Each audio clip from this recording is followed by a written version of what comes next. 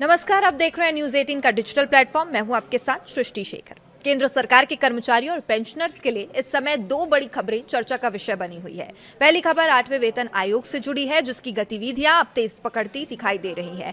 दूसरी खबर महंगाई भत्ते यानी कि डीएसए में संभावित बढ़ोतरी को लेकर है, जिसकी घोषणा सितंबर महीने में होने की उम्मीद जताई जा रही है। अगर आप केंद्रीय कर्मचारी हैं, पेंशनर हैं या आपके परिवार में कोई सरकारी कर्मचारी है, तो ये जानकारी आपके लिए बेहद महत्वपूर्ण है, क्योंकि आने वाले कुछ महीनों के लिए लिए जाने वाले जो फैसले हैं वो करोड़ों लोगों की आय, पेंशन और आर्थिक स्थिति पर सीधा असर डाल सकते हैं। तो आइए विस्तार से जानते हैं 8वें वेतन आयोग का काम कहां तक पहुंचा है, कर्मचारियों ने कौन कौन सी मांगे रखी है, डीए में कितनी बढ़ोतरी हो सकती है और आखिर इसका फायदा कितना मिलेगा और किसे मिलेगा। सबसे पहले बात करते हैं 8वें वेतन आयोग की। आयोग के गठन को लगभग 8 महीने पूरे हो चुके हैं। सरकार ने इस आयोग को केंद्रीय कर्मचारियों और पेंशनर्स के वेतन भत्तों और पेंशन व्यवस्था की समीक्षा करने की जिम्मेदारी सौंपी है। आयोग का अपनी अंतिम सिफारिशें सरकार को सौंपने के लिए 10 महीने का समय और मिला हुआ है। हालांकि आयोग ने अभी तक अपनी अंतिम रिपोर्ट तैयार नहीं की है, लेकिन इसके लिए जरूरी प्रक्रियाएं भी जारी है लगातार। और आयोग देश भर के कर्मचारियों, पेंशनर्स और विभिन्न संगठनों से सुझाव और मांगे जुटा रहा था। इसके लिए 15 जून 2026 को अंतिम तारीख निर्धारित की गई थी, जो अब समाप्त हो चुकी है। इसका मतलब है कि अब आयोग के पास विभिन्न कर्मचारी संगठनों, यूनियंस और हितधारकों द्वारा भेजे गए सुझावों का बड़ा डेटाबेस मौजूद है, जिसके आधार पर आगे की सिफारिशें तैयार की जाएंगी। अब सवाल यह है कि कर्मचारियों ने आयोग के सामने कौन कौन सी अपनी प्रमुख मांगे रखी है। तो सबसे बड़ी मांग है न्यूनतम बेसिक सैलरी बढ़ाने की मांग। कर्मचारियों का कहना है कि पिछले कुछ सालों में महंगाई लगातार बढ़ी है, जीवन यापन की लागत भी काफी बढ़ चुकी है, इजाफा हुआ है। ऐसे में मौजूदा वेतन संरचना को संशोधित करने की जरूरत है। इसके अलावा फिटमेंट फैक्टर को लेकर भी बड़ी चर्चा चल रही है। कर्मचारी संगठनों का मानना है कि यदि फिटमेंट फैक्टर को बेहतर बनाया जाता है तो कर्मचारियों की बेसिक सैलरी में उल्लेखनीय वृद्धि हो सकती है, और यही वजह है फिटमेंट फैक्टर इस बार की सबसे महत्वपूर्ण मांगों में शामिल है। पेंशनर्स ने भी आयोग के सामने अपनी चिंताएं रखी है। उनकी मांग है कि पेंशन व्यवस्था को और मजबूत बनाया जाए, ताकि सेवानिवृत्ति के बाद आर्थिक सुरक्षा सुनिश्चित की जा सके। और एक और बड़ा मुद्दा पुरानी पेंशन योजना यानी कि ओपीएस का है। देश भर के कई कर्मचारी संगठन लगातार पुरानी पेंशन योजना को बहाल करने की मांग कर रहे हैं।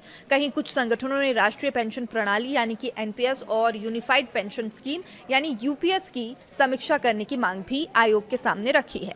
इसके अलावा मकान किराया भत्ता यानी एचआरए, जोखिम भत्ता, बोनस, चिकित्सा सुविधाएं और अवकाश संबंधी लाभों को बेहतर बनाने की मांग भी जोर शोर से इस बार उठाई गई है। अब बात करते हैं महंगाई भत्ते की यानी डीए की। केंद्र सरकार साल में 2 बार महंगाई भत्ते और महंगाई राहत में संशोधन करती है। पहली बढ़ोतरी जनवरी से लागू होती है, जबकि दूसरी जुलाई से लागू मानी जाती है। अब जनवरी 2026 में सरकार ने महंगाई भत्ते में 2% की बढ़ोतरी की थी। इसके बाद कर्मचारियों का डीए बढ़कर 60% पहुंच गया था। अब ये बढ़ोतरी लाखों कर्मचारियों और पेंशनर्स के लिए राहत लेकर आई थी। अब कर्मचारियों को जुलाई 2026 से लागू होने वाली अगली बढ़ोतरी का इंतजार है। हालांकि जुलाई से लागू होने वाली डीए का औपचारिक ऐलान आमतौर पर सितंबर या अक्टूबर में किया जाता है। इसका कारण यह है कि सरकार महंगाई भत्ते की गणना के लिए अखिल भारतीय उपभोक्ता मूल्य सूचकांक यानी कि AICPI-IW के आंकड़ों का उपयोग करती है। डीए तय करने के से पहले सरकार को कुछ महीनों में महंगाई आंकड़ों का विश्लेषण करना पड़ता है। अप्रैल 2026 तक के आंकड़े सामने आ चुके हैं और अब मई और जून के आंकड़ों का इंतजार किया जा रहा है। इन आंकड़ों के आने के बाद सरकार अंतिम गणना करेगी और उसी के आधार पर डीए बढ़ोतरी की घोषणा की जाएगी। अब विशेषज्ञों का मानना है कि यदि महंगाई का स्तर मौजूदा रुझान के अनुरूप रहता है तो कर्मचारियों को एक और बढ़ोतरी का लाभ मिल सकता है। हालांकि अंतिम फैसला सरकार द्वारा आधिकारिक घोषणा के बाद ही स्पष्ट होगा। कर्मचारियों के लिए अच्छी बात यह है कि जब भी डीए बढ़ोतरी की घोषणा होगी, उसका लाभ जुलाई 2026 से प्रभावी माना जाएगा, यानी कर्मचारियों को बढ़े हुए डीए के साथ साथ एरियर का लाभ भी मिल सकता है। अब बात करते हैं आयोग की मौजूदा गतिविधियों की। 8वां वेतन आयोग केवल दस्तावेजों और रिपोर्ट के आधार पर निर्णय नहीं लेना चाहता। आयोग जमीनी स्तर पर कर्मचारियों की स्थिति को समझने के लिए देश के विभिन्न हिस्सों का दौरा कर रहा है। आयोग की टीम पहले ही दिल्ली, लद्दाख, जम्मू कश्मीर, तेलंगाना, महाराष्ट्र और उत्तराखंड जैसे राज्यों और केंद्र शासित प्रदेशों का दौरा कर चुकी है। इन दौरों के दौरान आयोग ने कर्मचारियों, अधिकारियों और कर्मचारी संगठनों के प्रतिनिधियों से मुलाकात की थी, उनकी समस्याओं को सुना था, अपेक्षाओं को समझा था। अब आयोग का अगला दौरा उत्तर प्रदेश की राजधानी लखनऊ में 22 और 23 जून को प्रस्तावित है। इसके बाद 6 और 7 जुलाई को उड़ीसा की राजधानी भुवनेश्वर और इसके बाद 9 और 10 जुलाई को पश्चिम बंगाल की राजधानी कोलकाता में बैठकों का आयोजन किया जाएगा।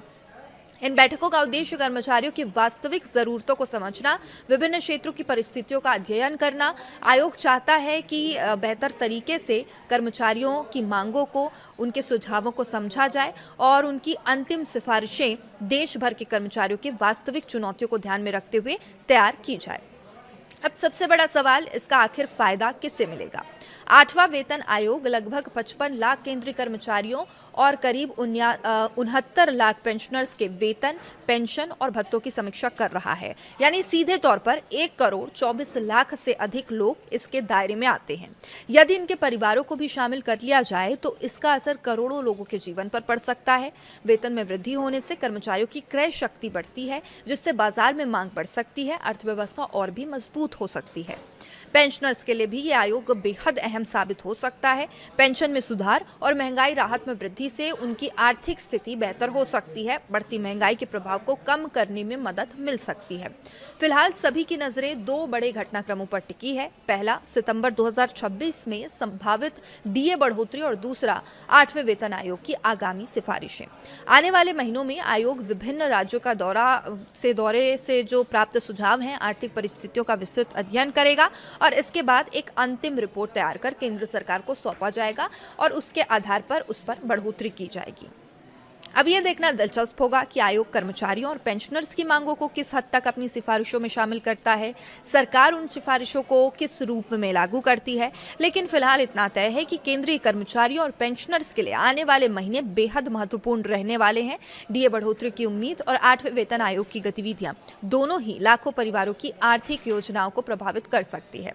इस विषय पर आपकी क्या राय है? आपको क्या लगता है 8वें वेतन आयोग में कर्मचारियों की प्रमुख मांगे पूरी होंगी और जितनी बढ़ोतरी होगी क्या वो काफ़ी होगी? जुलाई 2026 के लिए डीए में कितनी बढ़ोतरी होनी चाहिए, हो सकती है? अपनी राय कमेंट करके ज़रूर बताइएगा। वीडियो पसंद आए तो इसे लाइक करें, शेयर करें और ऐसी ही महत्वपूर्ण सरकारी कर्मचारी अपडेट्स के लिए चैनल को सब्सक्राइब करना ना भूलें। नमस्कार।